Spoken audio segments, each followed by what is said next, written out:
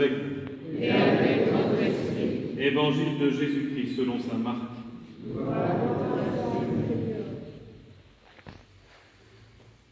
En ce temps-là, un scribe s'avança vers Jésus pour lui demander quel est le premier de tous les commandements. Jésus lui fit cette réponse. Voici le premier. Écoute Israël, le Seigneur notre Dieu est l'unique Seigneur. Tu aimeras le Seigneur ton Dieu de tout ton cœur, de toute ton âme, de tout ton esprit et de toute ta force. Et voici le second. Tu aimeras ton prochain comme toi-même. Il n'y a pas de commandement plus grand que cela. Le scribe reprit. Fort bien, maître, tu as dit vrai.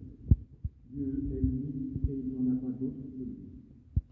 L'aimer de tout son cœur, de toute son intelligence, de toute sa force, et aimer son prochain comme soi-même, vaut mieux que toute offrande d'holocauste et de sacrifice. Jésus, voyant qu'il avait fait une remarque judicieuse, lui dit, tu n'es pas loin du royaume de Dieu. Et personne n'osait plus l'interroger. Acclamons la parole de Dieu. Frères et sœurs, aujourd'hui la finale de notre évangile. Dans la finale de notre évangile, nous entendons Jésus dire à ce scribe qui est venu pour lui demander quel était le plus grand des commandements, que tu n'es pas loin du royaume de Dieu. Mais comment comprenons-nous cette parole de Jésus? Sachant que le royaume de Dieu, c'est partout où nous sommes présents avec Jésus, partout où règne l'amour, la vérité, la justice et la paix véritable.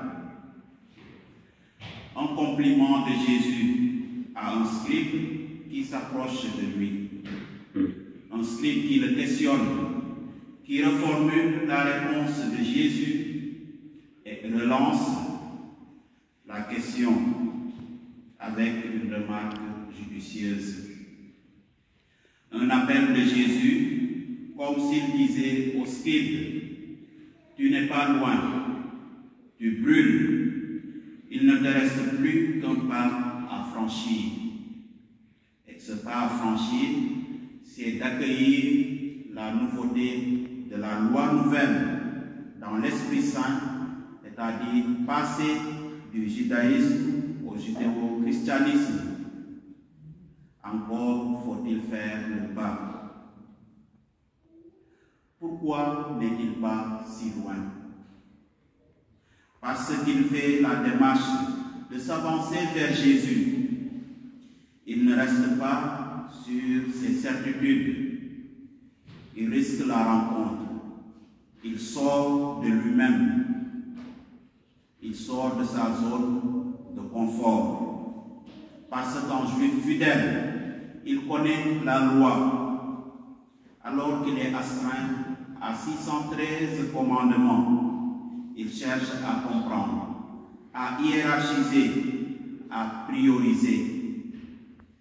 Il écoute les réponses de Jésus, conformément à la recommandation du Deutéronome, comme nous l'avons entendu en première lecture, celle que les Juifs portent en phylactère sur les bras ou sur le visage, celle qu'ils répètent plusieurs fois par jour. Écoute Israël, le Seigneur notre Dieu est l'unique. Tu aimeras le Seigneur ton Dieu de tout ton cœur, de toute ton âme et de toute ta force. Il écoute Jésus qui associe ce verset du Deutéronome avec un autre du Lévitique qui parle de l'amour du prochain. Jésus met l'amour de Dieu et du prochain au-dessus et au-dedans de tous les commandements. Parce que par sa question pertinente, il a soif de mieux connaître, il a soif de mieux comprendre. Aimer Dieu et son prochain. Vaut-il mieux que toute offrande de sacrifice? Là se joue, chers amis, le passage de l'ancien au nouveau. Passer des sacrifices à l'unique sacrifice qui donne la vie. Passer des prêtres à l'unique grand prêtre qui unit le ciel et la terre. Et nous, sommes-nous assurés d'être dans le royaume de Dieu par la grâce du baptême que nous avons reçu, par la parole de Dieu qui vient nous rejoindre au quotidien de notre existence, par les sacrements? Sainte Jeanne d'Arc, à qui le tribunal demandait: savez-vous si vous êtes en grâce? Répondez: si je n'y suis pas, Dieu m'y met. Si j'y suis, Dieu m'y garde. C'est la confiance totale en Dieu. Alors, pour demeurer dans le royaume de Dieu, dont l'Église est le signe visible, où mettons-nous nos priorités? Le scribe de l'Évangile demande à Jésus de mettre de l'ordre dans tous ces 613 commandements qu'il était appelé à observer. Alors Jésus lui donne l'essentiel. Cette parabole, bien connue, pourrait nous aider à prioriser les activités de nos vies, en distinguant d'abord ce qui est important et ce qui est urgent. Par exemple, il est toujours urgent de manger à certaines heures du jour, mais il est important, quand c'est possible, de le faire avec les membres de sa famille, de son milieu professionnel ou avec ses amis. Ou encore, il est toujours urgent de manger, mais l'homme se nourrit aussi de la connaissance, de la culture, d'amour et d'amitié.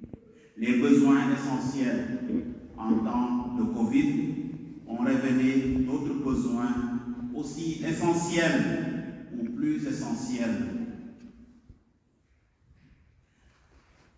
Dans la parabole du remplissage du vase, d'abord avec les gros cailloux, du plus important de nos vies, c'est-à-dire Dieu, la santé, les amis, le travail, la culture.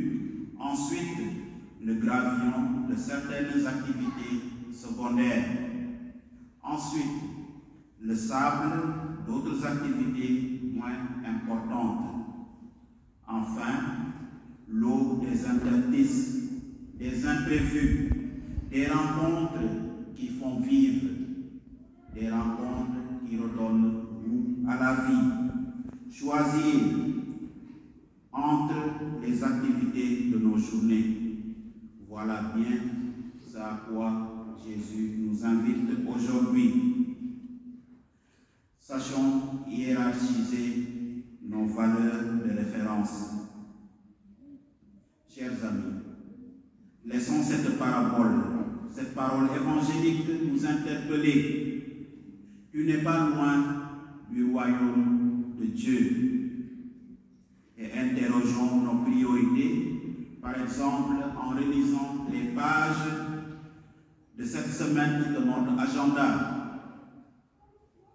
Vérifions si nos journées sont vraiment pleines de Dieu.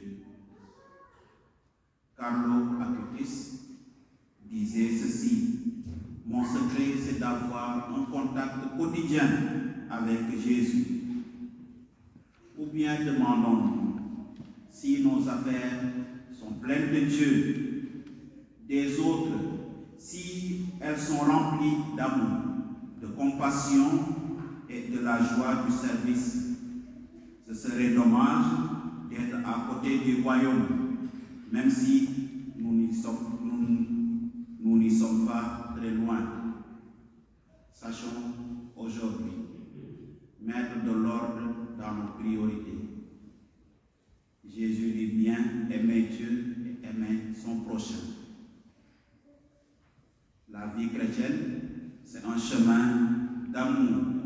Remplissons nos cœurs de cet amour du Seigneur afin de pouvoir manifester sa gloire aux hommes et aux femmes de notre temps.